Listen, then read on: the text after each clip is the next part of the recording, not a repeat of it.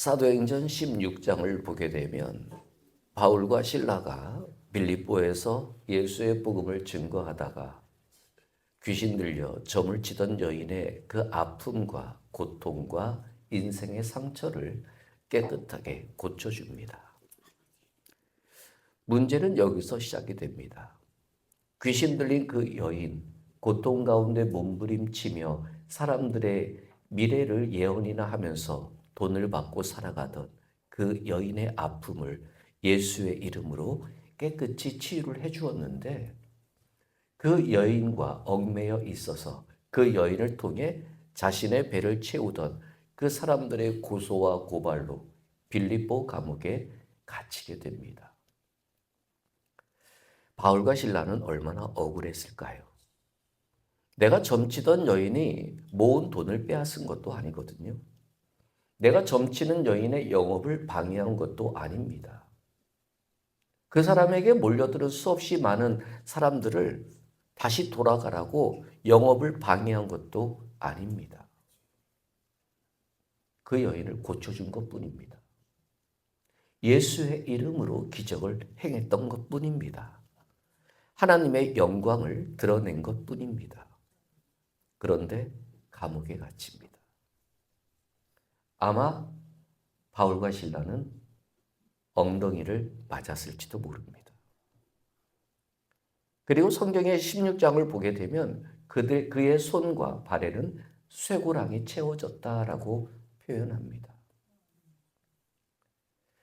그날 밤 감옥에 갇혀서 손과 발이 쇠고랑에 묶여진 그 바울과 실라의 심정은 어땠을까요?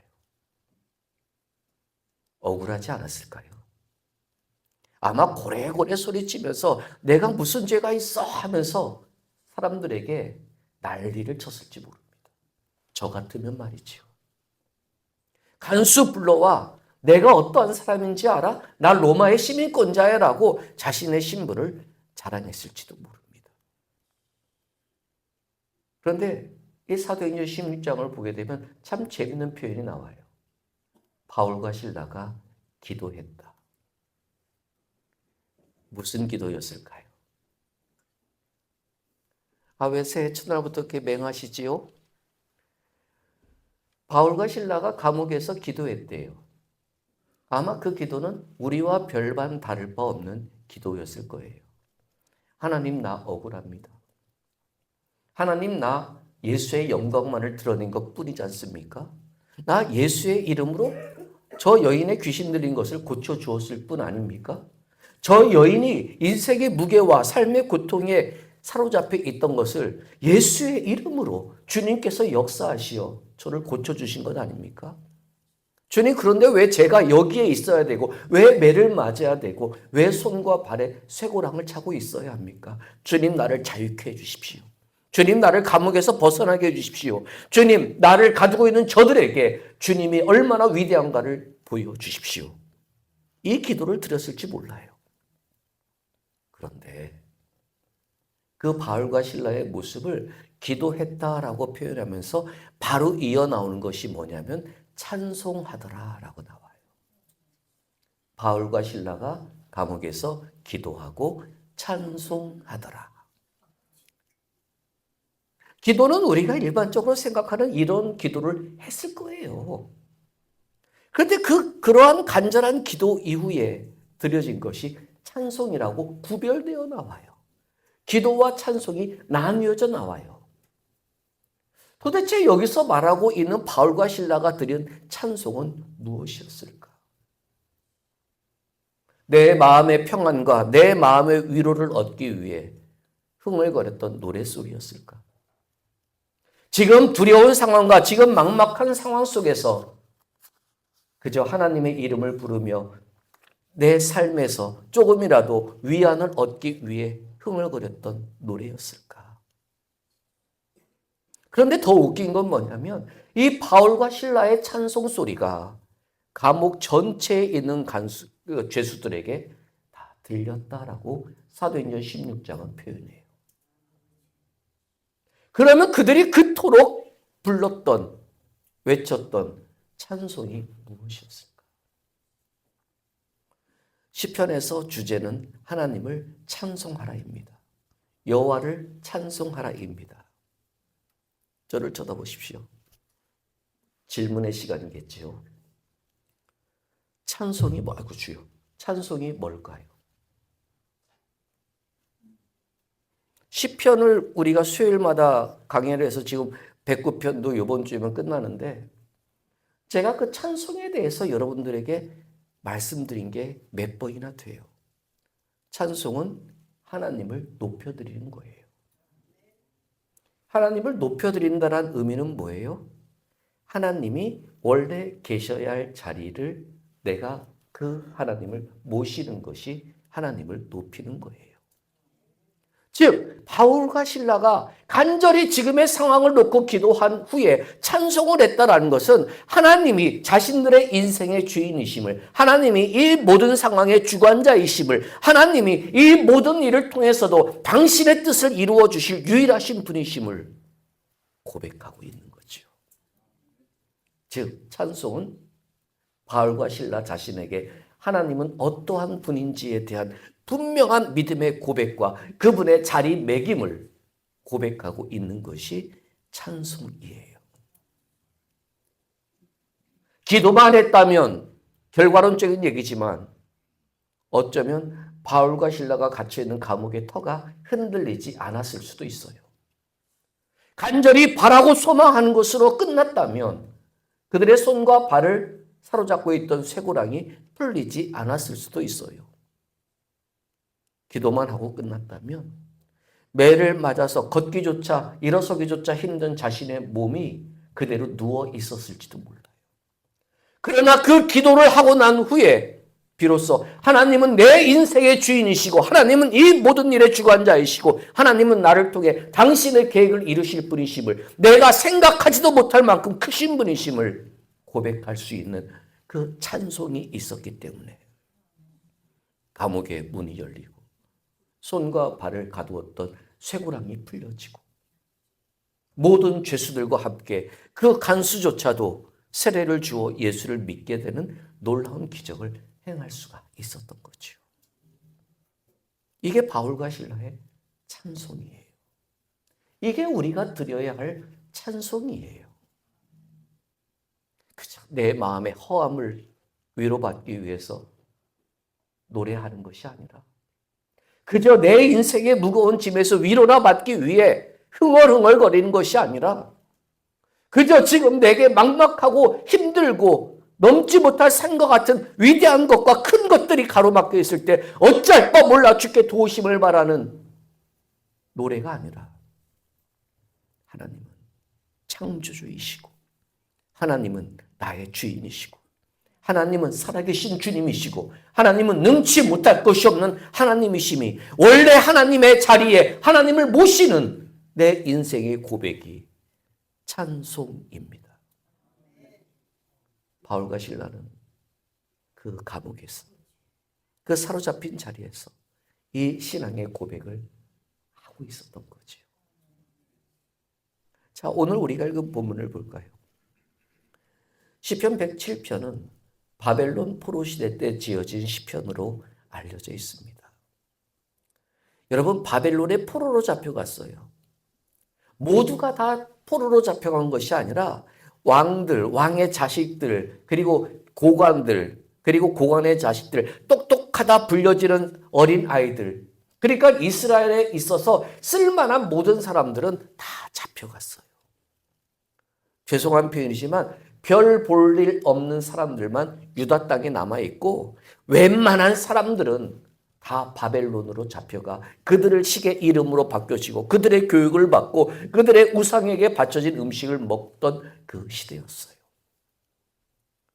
그나마 그들에게 솔로몬 때 지어졌던 예루살렘 성전 하나만 바라보고 하나님이 그 성전이 있는 이상 우리를 건져주실 거라는 막연한 소망을 갖고 살았는데 그 성전도 무너져 버렸어요. 이제 이들은 기댈 데가 없어요. 이제 이들은 의지할 데도 없고 이제 이들은 어떠한 소망도 가질 수가 없어요. 낯선 바벨 땅으로 잡혀와서 낯선 이방인과 같은 인생으로 아무리 오래 살아도, 아무리 그들과 친분을 맺어도 영원한 이방인으로 이리저리 눈치를 보면서 살아갈 수밖에 없는 것이 이 시편 107편이 써졌던 시대의 이스라엘 사람들의 모습이에요. 지금 이 이스라엘을 향해서 시편 기자는 8절을 통해 뭐라고 얘기를 해요? 그를 찬송할지어다. 왜 찬송하라고요? 여호와의 인자하심과 인생에게 행하신 기적으로 말미암아 그를 찬송할지로다. 여러분, 여기서 굉장히 중요한 게 제가 이 본문을 묵상하면서 느낀 것은 왜 순서를 이렇게 쓸까? 그가 행하신 기적과 여호와의 인자하심으로 말미암아 찬송할지로다. 이렇게 행하면 어땠을까? 이렇게 기록했으면 어땠을까? 그 생각을 해봤어요. 그런데 왜 굳이 여기는 여호와의 인자하심과 인생에게 행하신 기적으로 말미암아 그를 찬송할지로다라고 이렇게 순서를 우리가 일반적으로 생각하는 것과 다르게 바꿔놓았을까? 여러분, 제가 한 가지 질문을 드릴까요? 하나님께서 이스라엘이 출애굽했을 때에 구름기둥, 불기둥으로 인도하셨지요. 안 보셨지만 했어요. 그렇죠? 홍해도 건넜어요. 거기가 갈대밭이다 뭐다 여러 가지 과학적으로 의견이 분분하지만 분명히 홍해를 건넜어요. 그리고 그 광야에서 만나와 메추라기도 주셨어요. 땅을 파지도 않았는데 물이 솟아났어요. 아말렉과의 전쟁에서 군사도 없는 이스라엘이 이겼어요. 하나님의 인도하심이잖아요. 하나님의 행하신 기적이잖아요.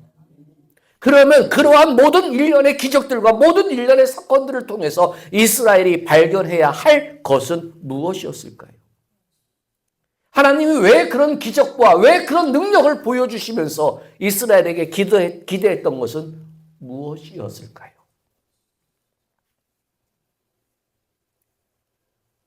원래 왜 하나님은 여러분들의 인생에 이런저런 은혜를 주시고 이런저런 축복을 주시고 이런저런 놀라운 기적과 같은 일을 행하시면서 여러분들에게 당신의 모습을 보여주실까요? 그 이유는 하나잖아요. 하나님이 나를 사랑하니까. 그 이유밖에 없잖아요. 여기서도 여호와의 인자하심은 뭐예요? 하나님이 너희를 사랑하고 계심. 이 사랑하고 계심이 모든 기적을 가르치게 하는 하나님의 원동력임을 얘기를 하고 있는 거예요. 우리는 구름 기둥과 불 기둥을 원할지 몰라요. 우리는 만나와 메추라기가 주어지면 그것이 좋은 것이라고 생각할지 몰라요. 우리는 사막에서 샘솟듯이 물이 나오는 것이 하나님의 축복이라고 얘기할 수 있을지 몰라요. 그러나 그 모든 것의 시작은 뭐예요? 하나님이 나를 사랑하고 계신다는 거예요. 이게 찬송의 시작이에요. 구름기둥, 불기둥을 주셔서 찬송합니다. 누구나 할 수 있지요. 만나와 메추라기 주셔서 찬송합니다. 누구나 할 수 있지요. 홍해를 건너게 해주셔서 감사합니다. 누구나 할 수 있지요. 목이 말라 죽을 것 같은데 하나님 물을 주셔서 찬송합니다. 누구나 할 수 있는 찬송이지요. 그런데 누구나 할 수 없는 찬송이 뭐예요? 그런 기적이 일어나지 않아도 주가 내게 행하신 일들이 없어도 하나님이 나를 사랑하고 계신다는 그 사랑의 확신이 감옥에서조차도 얻어맞은 상황에서조차도 손과 발이 묶여있는 상황에서조차도 찬송하게 만드는 힘이 되더라고요. 바울과 실라가 찬송할 수 있었던 이유를 아시겠어요? 남들은 감옥에 갇힌 바울과 실라를 외면했을 몰라요. 남들은 감옥에서 매를 맞고 손과 발이 묶여있는 그 바울과 실라를 별 볼 일 없다, 이제 끝났다라고 얘기할지 몰라요. 아무리 힘들고 억울해도 밤이면 잠을 자지 왜 저렇게 소리를 치냐 하면서 같은 죄수들이 바울과 실라를 향해 손가락질했을지도 몰라요. 그러나 바울과 실라는 자신들이 풀려나기를, 자신들이 감옥에서 그 빼어내기를, 자신들의 손과 발을 가지고 있는 쇠고랑에서 풀어나기를 기도하면서도 무엇을 원했어요? 하나님은 나를 사랑하시는 분이심을 알았기 때문에. 비록 거기가 감옥이라도, 비록 내 손과 발이 묶여 있어도, 비록 내가 얻어맞아 힘을 쓸 수 없는 상황이라도 하나님은 나를 사랑하시는 분이는 그 사랑에 대한 확신이 있었기 때문에 그는 찬송이라는 것을 할 수가 있었지요. 그 사랑의 확신을 가진 찬송이 기적을 일으킵니다. 그 사랑을 가지고 있는 믿음의 확신이 있을 때에 옥토가 흔들리고 손과 발을 올가맸던 것에서 자유롭게 되는 기적을 보여주지 않습니까? 오늘 8절이 바로 그 얘기를 하는 거예요. 모든 사람은 행하신 기적을 바라봐요. 그러나 행하신 기적 속에 있는 나를 향한 하나님의 사랑이, 그 사랑의 깊이가 느껴지지 않으면 그 사람은 한순간의 감사로 끝나는 거지 찬송의 신앙으로 이어질 수가 없음을 이 8절은 얘기를 하고 있는 겁니다. 이러한 모습 속에서 이렇게 하나님의 사랑이 진짜 행하시는 기적이 뭐냐? 9절을 보십시오. 사모하는 영혼에게 만족을 주시며 줄인 영혼에게 좋은 것으로 채워주심이로다. 여러분 잘 보세요. 하나님의 사랑을 확신하며 그 사랑으로 주님을 찬송하는 신앙으로 연결되어진 사람에게 주님이 주시는 축복이 뭐예요? 영혼에게 좋은 것을, 영혼에게 만족감을 주신다. 구름기둥, 불기둥이 주어지지 않아도요. 만나와 메추라기가 주어지지 않아도요. 감옥의 문이 열리고 내 손과 발을 묶었던 쇠고랑이 풀어지고 내가 엉덩이를 죽도록 얻어맞아서 힘쓰지 못했던 곳에 새 힘이 돋아나지 않아도요. 하나님을 찬송하는 그 믿음을 가진 사람, 하나님의 사랑을 확인하는 그 사람에게는 주님이 뭐라고요? 영혼에게. 몸이 아니라 영혼에게. 왜 아멘 안 하시죠? 별로 관심 없어요, 영혼은? 영혼에게 만족을 주시고 영혼에게 좋은 것을 주신다는 건 뭐예요? 내가 감옥에 있어도 나는 하나님의 사람이라는 확신 아닙니까? 나는 올가매어져 있어도 하나님의 사람이라는 확신 아닙니까? 나는 매를 얻어받고 사람들에게 조롱거리가 돼도 나는 하나님의 사랑을 받는 자라는 자신감 아닙니까? 바로 주님은 이것을 주시고 채우시겠다는 거예요. 여러분 여기서 만족이라는 것은요, 행복이에요, 행복.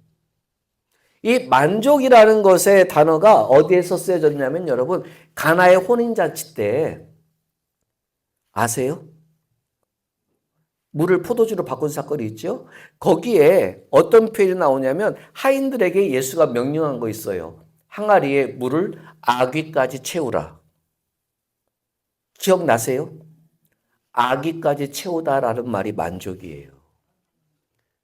더 이상 채울 수 없을 정도로 채워지는 것이 만족이에요. 뭐가요? 내 삶의 구름기둥과 불기둥이 가득 채워지는 것이 아니라 내 영혼에 주님의 사랑이 가득 채워지는 거예요. 여기서 좋은 것은 뭐예요? 성경에서 좋다, 구약에서는 토부라고 얘기를 하는데 토부를 제가 말씀드릴 때 좋다, 선하다라고 얘기를 했는데 이 토부는 뭐예요? 하나님의 계획 아래 있는 것이라고 얘기를 했어요. 뭐가요? 우리의 인생이 아니라 내 영혼이 하나님의 계획 아래 있음을 아는 것, 믿는 것. 그러니까 여러분 그 계획이 지금은 내가 볼 때 더뎌도 지금은 내가 볼 때 아닌 것처럼 보여도 그 하나님의 계획은 하나님의 뜻대로 진행되어진다는 사실을 소망할 수 있는 믿음. 지금 이 구절에서 약속하고 주시고 채워주신다는 이 말씀 속에서는요, 지금 당장 내게 필요한 것이 채워지고 지금 당장 내게 시급한 것이 해결되어지고 지금 당장 내가 급한 것이 해결되어지는 약속을 주신 거 아니에요. 네 영혼의 아귀까지 하나님의 사랑이 찰 수 있다면 네 삶이 더디건 보기에 안 좋건 간에 하나님의 계획 속에서 하나하나 차근차근 하나님의 진행하심의 손길에 인도되어지고 있다면 그것이 주시고 채워주시는 축복임을 얘기하고 있는 거죠. 그래서 우리에게 요구하고 있는 게 뭐예요? 찬송하라. 우리 교회 표 한번 보실래요? 왜 안 보세요? 우리 표 한번 읽어볼까요? 시작. 찬송하라. 그리하면 주시고 채우리라. 찬송은 노래일 수도 있고 내 신앙의 분명한 고백일 수도 있습니다. 이 찬송의 신앙이 없으면 우리의 신앙은 늘상 만나와 메추라기를 소망하는 인생이고 구름기둥과 불기둥을 소망하는 인생이고 반석에서 물이 솟아나는 것을 기대하는 인생일 수밖에 없습니다. 영혼이 채워지고 영혼이 만족되는 것이 아니라 그저 내 삶에 필요한 것을 채워주시는 그런 하나님을 믿는 믿음밖에 되지 못합니다. 그러나 이 찬송은 내가 원치 않게 감옥에 있어도, 내가 원치 않게 손과 발이 묶여 있어도, 내가 원치 않게 얻어 터져도 여전히 나는 하나님의 계획 아래 있음을 소망할 수 있고 여전히 나는 하나님의 사랑으로 충만해서 그 하나님의 손이 내게 임하기를 간절히 원하는 그리고 확신하는 찬송의 신앙인이 될 때 그 하나님의 손길은 내게 임하는 것입니다. 구름기둥 불기둥이 아니면 어떻습니까? 만나와 메추라기가 아니면 어떻습니까? 나를 괴롭히는 아말렉과의 전쟁에서 내가 싸워 이기지 못하면 어떻습니까? 우리에게 가장 중요한 것은 그것이 아니라 하나님의 날 향한 사랑의 확신입니다. 여러분, 사랑받고 사랑하는 인생을 살고 계십니까? 진짜요? 사랑을 받아본 사람만이 사랑을 할 수가 있습니다. 예수의 사랑을 받은 사람만이 예수를 사랑할 수 있습니다. 예수의 사랑은 구름기둥 불기둥이 아니에요. 예수의 사랑은 만나와 메추라기가 아니란 말이에요. 예수의 사랑은 나를 용서하시는 거란 말이에요. 예수의 사랑은 나에게 왜라고 묻지 않는 사랑이란 말이에요. 예수의 사랑은 내가 아무리 더럽고 때가 묻어도 나를 안아주시고 씻겨주시는 사랑이란 말이에요. 이 사랑이 내게 확인되어진다면 그 자리가 감옥이면 어때요? 그 자리가 내 손과 발이 묶여있는 곳이면 어때요? 그 자리가 매를 맞아가지고 꼼짝할 수 없는 자리면 어때요? 그 사랑이 나를 가만히 두질 않을 텐데. 우리 올 한해 찬송하는 신앙인이 됩시다. 그래서 그 찬송하는 가운데 하나님이 내 인생에 계셔야 할 자리에 계시는 신앙의 모습 가운데 내게 무엇을 주시고 내게 무엇을 채워주시는지 우리 올 한 해 한번 제대로 받아 누리고 살아가 봅시다. 바벨론에게 지금 포로로 잡혀있는 이 상황에서 시편 기자는 이 바벨론 포로로 있는 유다인들에게 얘기를 하는 거예요. 벗어나게 해달라고 기도하지 마. 고통스럽다고 아우성치지 마. 힘들다고 죽겠다고 주님께 눈물 흘리지 마. 하나님은 이 바벨론의 포로로 잡혀온 나와 너희들을 여전히 사랑하고 계셔. 그 사랑의 깊이만 깨달으면 돼. 그러면 그 사랑하는 너와 나에게 하나님은 만족으로 주시고 하나님의 계획하심을 이루시는 좋은 것으로 채워주실 거야. 시급한 건 뭐예요? 벗어나는 것이 아니라 그 자리에서도 사랑을 회복할 수 있는 찬송의 신앙입니다. 한 가지 질문하고 설교를 마칩니다. 여러분들이 할 수 없으면 하나님도 할 수 없을까요?